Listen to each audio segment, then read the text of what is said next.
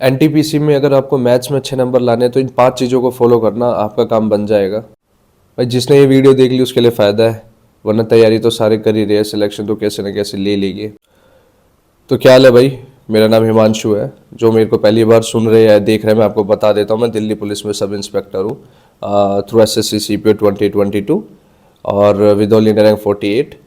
और इस वीडियो में ये वीडियो मैं आपको मैथ्स के लिए बना रहा हूँ। जो लोग एनटीपीसी का पेपर देना चाह रहे हैं, जिन्होंने सोचा है कि वो एनटीपीसी की तैयारी स्टार्ट करना चाह रहे हैं या फिर स्टार्ट कर दी है और उनको समझ नहीं आ रहा है कि किस तरीके से तैयारी करनी चाहिए, किस वे में जाना चाहिए, तो मैं आप लोगों को इस वीडियो में बताऊंगा कि किस अप्रोच से आपको मैथ्स को लेके चलना चाहिए ताकि आप अपने पूरे नंबर लेके आ सके। तो थोड़ा स्टार्ट करने से पहले थोड़ा एनटीपीसी के बारे में बता देता हूँ कि एग्ज़ाम पैटर्न कैसे आएगा। इसमें आपको 90 मिनट मिलेंगे। जो स्पेशल कैंडिडेट्स हैं उनको 120 मिनट मिलेंगे। आपको इसमें मैथ, रीजनिंग और जीके पूछी जाएगी। मैथ के 30 क्वेश्चन, रीजनिंग के 30 क्वेश्चन और जीके के 40 क्वेश्चन पूछे जाएंगे।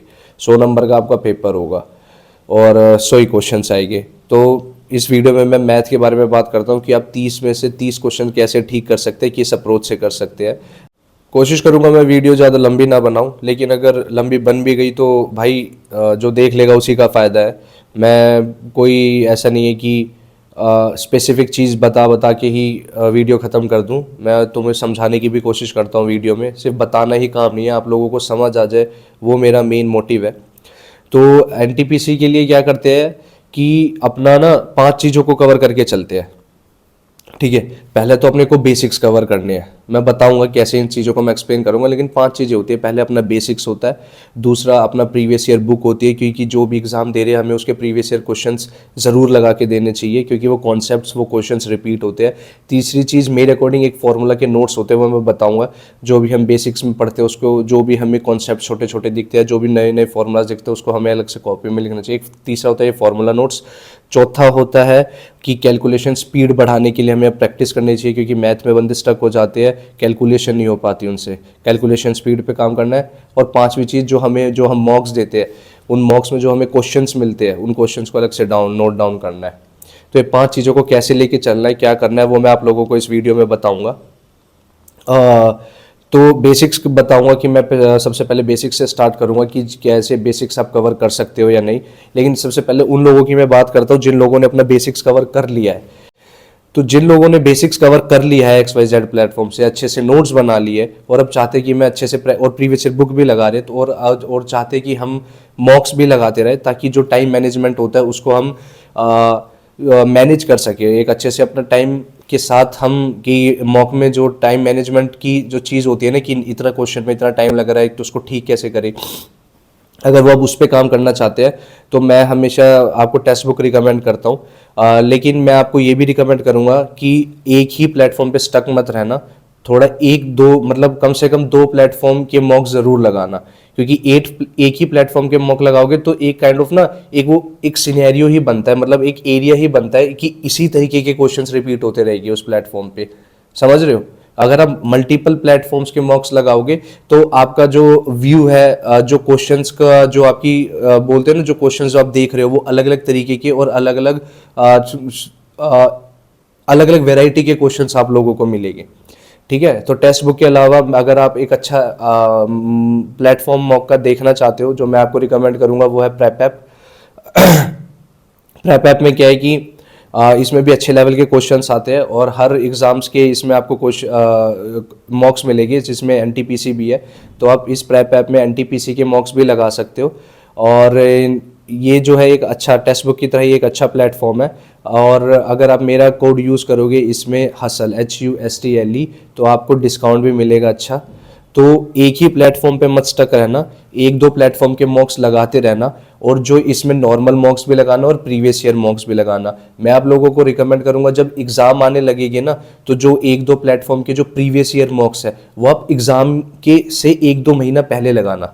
ठीक है, 1 महीना पहले लगाना या 2 महीना पहले लगाना। अभी में जो नॉर्मल मॉक्स है, जो इस प्लेटफॉर्म में प्लेप ऐप में नॉर्मल मॉक्स है, या कोई भी आप दूसरा प्लेटफॉर्म यूज़ करो उसमें जो नॉर्मल मॉक्स है, वो नॉर्मल मॉक्स लगाना। ठीक है, क्योंकि पेपर से पहले अगर हम प्रीवियस ईयर मॉक्स लगाते हैं तो जो वो क्वेश्चंस होते हैं ना वो हमारे दिमाग में एक तरीके से सबकॉन्शियस माइंड में फिक्स हो जाते हैं और वो प्रीवियस ईयर क्वेश्चंस तो रिपीट होने के चांस होते ही है, तो हमें फिर इतनी दिक्कत नहीं आती उनको पेपर में अटैम्प्ट करने में, क्योंकि हमें पता है हमने अभी तो मॉक लगाया था, मॉक में क्वेश्चन दिखा था तो वो आ गया। ठीक है, तो कोई भी प्लेटफॉर्म यूज़ कर रहे हो अपना प्रीवियस ईयर क्वेश्चन जरूर लगा, प्रीवियस ईयर क्वेश्चन पेपर के टाइम पे लगाना, अभी नॉर्मल क्वेश्चन लगाना। और टेक्स्ट बुक के अलावा मैंने एक अलग से मॉक बता ही दिया है आपको, अच्छे प्लेटफॉर्म का प्रेप ऐप है, मेरा कूपन कोड यूज़ करोगे हसल तो आपको डिस्काउंट मिल जाएगा। ये उनके लिए जिनका बेसिक्स कवर हो गया और प्रीवियस ईयर क्वेश्चंस की जो बुक है उसके साथ साथ वो अपना प्रैक्टिस भी करना चाह रहे हैं। ये हो गया। अब पहली चीज़ पे आता हूँ जो मैंने 5 पॉइंट बताया कि बेसिक्स कहाँ से कवर करें। तो बेसिक्स कवर करने के लिए मैं बोलूँगा मैंने 3 चीज़ देखी है। एक तो RWA रोजगार विद अंकित सर का जो यूट्यूब चैनल है उसमें गतिमान बैच करके एक बैच चल रहा है, फ्री यूट्यूब क्लासेज है, उसमें आप मैथ्स वहाँ से कवर कर सकते हो। या फिर दूसरा प्लेटफॉर्म है वाईफाई स्टडी पे साहिल खंडेलवाल सर की जो है वो प्लेलिस्ट पड़ी हुई है एनटीपीसी की, अब की बार रेलवे पार करके। मैंने जो अपनी प्रिपरेशन स्टार्ट करी थी, मैंने जो अपना बेसिक्स पढ़ा था वो मैंने साहिल खंडेलवाल सर की बुक से ही, जो वो ये प्लेलिस्ट है ना वाईफाई स्टडी पे अब की बार रेलवे पार करके एनटीपीसी की ही प्लेलिस्ट है, वहाँ से मैंने अपना बेसिक्स कवर करा था। ठीक है, और दूसरा आप वाईफाई स्टडी से कर सकते हो। इसमें जो है वो जो गतिमान बैच है ना रोजगार विद अंकित में, रोजगार विद अंकित सर का जो यूट्यूब चैनल, इसमें वो अभी क्लासेस चलाने लग रहे हैं एनटीपीसी की। वाईफाई स्टडी पे भी एनटीपीसी की क्लासेस चलने ही लग रही है, लेकिन एक अलग से जो है वो प्लेलिस्ट पड़ी हुई है 2019 के आसपास, 19-20 में पड़ी थी, तो कॉन्सेप्ट तो लगभग सेम ही होते हैं। ये नहीं है कि जो 2019 में कॉन्सेप्ट पढ़ा है अब वो बदल जाएगा, कॉन्सेप्ट तो सेम है। तो जो एनटीपीसी की प्लेलिस्ट है साहिल खंडेलवाल सर की अब की बार रेलवे पार, मैं रिकमेंड करूँगा, वो ऑलरेडी प्लेलिस्ट बनी हुई है, डली हुई है, तो आप उसमें से अपना बेसिक्स कवर कर सकते हो, जल्दी से जल्दी कवर करने की कोशिश करना। ठीक है, क्योंकि आपके पास एक तरीके से पूरा सिलेबस, पूरी वीडियो सामने पड़ी हुई है, आप अपनी मर्जी से अपने टाइम पीरियड के ड्यूरेशन में वो पूरी प्लेलिस्ट ख़त्म कर सकते हो, बेसिक्स कवर कर सकते हो जल्दी से जल्दी। तीसरी चीज़ है, अगर आपको फ्री यूट्यूब चैनल से नहीं पढ़ना है तो आप कैरियर विल ऐप, एक है CARRERWILL, कैरियर विल ऐप जो है, आप उसमें से रेलवे जो एनटीपीसी का ना कोर्स खरीद सकते हो और वहाँ से पढ़ाई स्टार्ट कर सकते हो। तो जिस भी प्लेटफॉर्म से आप पढ़ोगे, चाहे जिस भी फ्री यूट्यूब चैनल से पढ़ोगे या कोर्स खरीदोगे कैरियर विल ऐप से, आप उसके अच्छे से, जिस भी टीचर से पढ़ोगे अच्छे से नोट्स बनाना, चैप्टर वाइज नोट्स बनाना अच्छे से, रिटर्न नोट्स, ताकि क्योंकि बार बार तो आप वो देखोगे नहीं अपना जो भी बोलते हैं इसको, मतलब बार बार तो वीडियोस देखोगे नहीं, कोई कॉन्सेप्ट भूल गए तो दोबारा वीडियो देखोगे। अपने हैंड रिटन नोट्स बनाओ, कोई कॉन्सेप्ट भूल गए तो उस नोट्स को देखो, अच्छा अच्छा ये लिखा था, इस क्वेश्चन को ऐसे होता है, इसकी ये अप्रोच होती है। और ये जो हैंड रिटन नोट्स है ना अच्छे से रिवाइज भी करते रहना। वो पीछे जो बुक्स पढ़ी है ना उसमें मेरे हैंड रिटन नोट्स भी है जो मैंने 2019 में बनाए थे मैथ में, मैं उनको जब तक मेरा फाइनल सिलेक्शन नहीं हुआ ना किसी में, मैं उनको टाइम टू टाइम बेसिस पे रिवाइज भी करता रहता था। तो अपने जो हैंड रिटन नोट्स बनाओगे उसको रिवाइज भी करते रहना। ये हो गया। फिर आती है प्रीवियस ईयर क्वेश्चन की बारी। तो जो भी हम पेपर देते हैं उसका हमें प्रीवियस ईयर क्वेश्चंस लगाने बहुत ज़रूरी होते हैं। तो प्रीवियस ईयर बुक जो है वो मैं आप लोगों को रिकमेंड करूँगा, ये किरण पब्लिकेशन की ये दोनों बुक है, दोनों एक ही बुक है, मतलब एक हिंदी मीडियम में एक इंग्लिश मीडियम में है। तो इसमें जो है रेलवे में जितने भी क्वेश्चंस पूछे गए हैं वो इन बुक में दे रखे हैं। तो आप प्रीवियस ईयर क्वेश्चंस अगर आपको करने हैं, और बुक मैं आपको रिकमेंड करूंगा किरण पब्लिकेशन की ये वाली बुक ले लेना, लिंक मैं डिस्क्रिप्शन में डाल दूंगा इनका, इनसे आप अपने प्रीवियस ईयर क्वेश्चंस पूरे कर लेना। जो पीछे बुक्स रखी हुई है ना इसमें से 3 किरण पब्लिकेशन की ही बुक है, मैंने अपने प्रिपरेशन के दौरान किरण पब्लिकेशन की ही बुक्स यूज़ करी थी। ठीक है, हर सब्जेक्ट्स के लिए। तो मैथ के लिए मैं आपको ये बुक रिकमेंड कर रहा हूँ, आप प्रीवियस ईयर क्वेश्चंस की प्रैक्टिस इन बुक से कर लेना आराम से। और जिन भी क्वेश्चंस, और 2-3 बार, और ये करना लगभग 4-5 साल पहले के क्वेश्चंस से स्टार्ट करना, मतलब लास्ट 4-5 साल जो पेपर हुए एनटीपीसी के वो करना। और क्या करते हैं कि जिन भी क्वेश्चंस में आपको डाउट रहे, जब आप ये बुक सॉल्व करोगे तो जब 2-3 बार ये बुक कर लोगे उसके बाद क्या करना कि आपको पता लग जाएगा अच्छा ये क्वेश्चन मेरे को आता है, ये क्वेश्चन मेरे को आता है।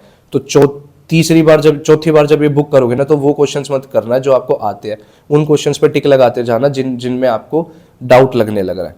3 बार तो आपने पूरी बुक करी 4-5 साल के क्वेश्चंस इस बुक से।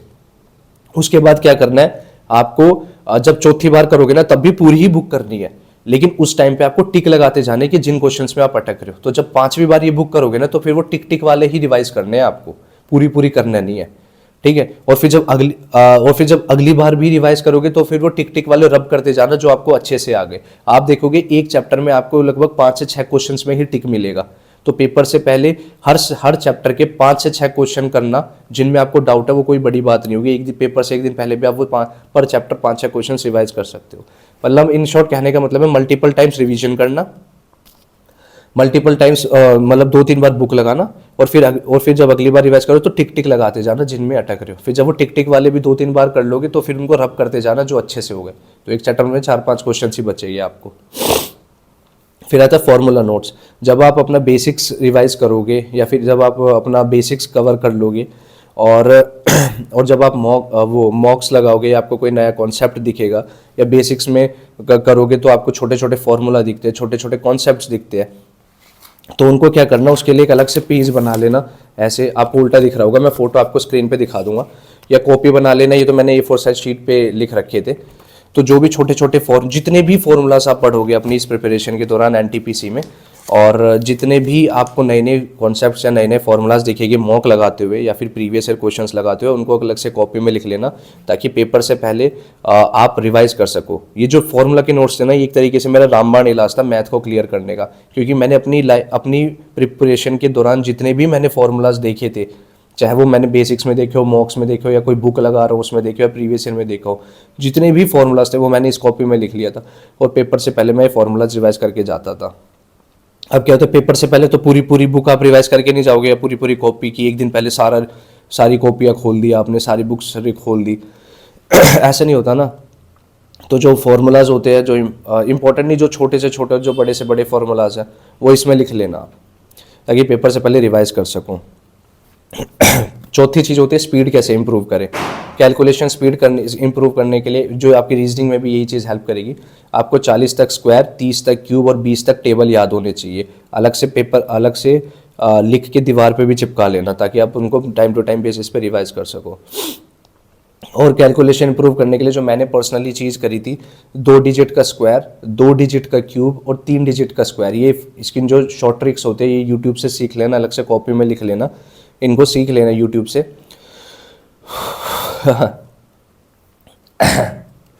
इनको यूट्यूब से सीख लेना, और अपने आप को ना 5 क्वेश्चंस देने हैं रोज, 2 डिजिट के स्क्वायर के, 2 डिजिट के क्यूब के और 3 डिजिट के स्क्वायर के, और 3 डिजिट को 3 डिजिट से मल्टीप्लाई करने वाले 5-5 क्वेश्चन ही आपको रोज देने हैं। आप अपने दोस्त को बोल देना है मेरे को दे दे, या लाइब्रेरी में जो दोस्त आता है बोल देना है, आपका भाई बहन है उसको बोल देना है मेरे को कोई भी रैंडमली 5-5 क्वेश्चन दे दें, या फिर आप अपने आप को खुद ही क्वेश्चंस दे देना। 2 डिजिट का स्क्वायर, 2 डिजिट का क्यूब और 3 डिजिट का स्क्वायर। 3 डिजिट के क्यूब करने की कोई ज़रूरत नहीं है, और 3 डिजिट को 3 डिजिट से मल्टीप्लाई करने वाले 5-5 क्वेश्चंस देना और इसको सॉल्व करना। अब 2 डिजिट का स्क्वायर, 2 डिजिट का क्यूब और 3 डिजिट के स्क्वायर की तो शॉर्ट ट्रिक्स आप यूट्यूब से सीख लोगे। 3 डिजिट को 3 डिजिट से मल्टीप्लाई करने वाली शॉर्ट ट्रिक यूट्यूब से मत सीखना, इसको नॉर्मल सिंपल बेसिस पे जैसे हम मल्टीप्लिकेशन सॉल्व करते हैं वो करना। क्योंकि जब आप 3 डिजिट को 3 डिजिट से मल्टीप्लाई करके 5-5 क्वेश्चन आप रोज करोगे ना, तो आपको हैवी कैलकुलेशन करने की आदत पड़ जाएगी। पेपर में जब आप ऐसी कैलकुलेशन देखोगे ना इतनी हैवी, तो आपका दिमाग जो है वो सेकंड थॉट लेगा ही नहीं कि क्या मैं इस क्वेश्चन को सॉल्व कर पाऊंगा या नहीं, क्योंकि उसको पता है आपने ये वाले क्वेश्चंस रोज 5-5 सॉल्व कर रखे हैं, आपकी बहुत अच्छी प्रैक्टिस है। तो पेपर में ना बड़ी कैलकुलेशन देख के माइंड तो एक बार वैसे ही घबरा जाता है कि हाँ भाई मैं इसको सॉल्व कर पाऊंगा अभी या नहीं, समझ रहे हो। तो स्पीड के लिए आपको ये चीज़ करनी है। अब आते हैं मॉक्स के क्वेश्चंस। मॉक्स के क्वेश्चंस के लिए जो भी जैसे मैंने आपको प्रेप ऐप बोला है, टेक्स्ट बुक बोला, जो भी है, जिस भी प्लेटफॉर्म से मॉक्स लगाओगे उसमें जिन क्वेश्चंस में आप अटक रहे हो उसको अलग से कॉपी में लिख लेना, एक कॉपी बना लेना मॉक्स के क्वेश्चंस की, और टाइम टू टाइम बेसिस पे वो मॉक्स के क्वेश्चंस भी रिवाइज करते जाना। ये नहीं है मॉक लगा रहे हो, कोई क्वेश्चन समझ नहीं आया, ठीक है, उसको बस एक बार देख लिया, वहीं समझ लिया और आगे बढ़ गए ना। बहुत बड़ी सीरियस तरीके से एनालाइज करना मॉक्स का। जो भी क्वेश्चन समझ नहीं आ रहे मैथ में उनको लिख लेना अलग से, और टाइम टू टाइम बेसिस पे रिवाइज करते रहना। तो भाई मैथ का तो मेरा ये था, बेसिक्स बता दिया मैंने, प्रीवियस ईयर क्वेश्चंस बता दिए मैंने, प्रीवियस ईयर की बुक बता दी मैंने, फॉर्मूला के नोट्स बता दिए मैंने, कैलकुलेशन स्पीड कैसे इंप्रूव करनी है वो बता दिया मैंने, और मॉक्स के क्वेश्चंस जो है मैंने आपको बता दिया लिखने हैं।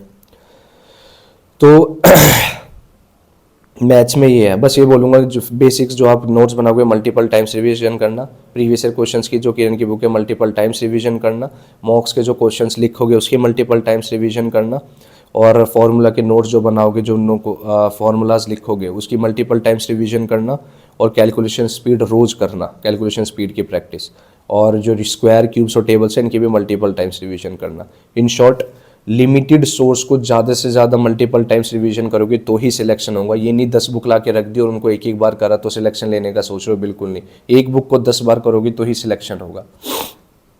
बाकी कुछ होगा तो मैं शॉर्ट्स के थ्रू बता दूंगा। और बाकी keep working hard, keep hustling and make your parents proud.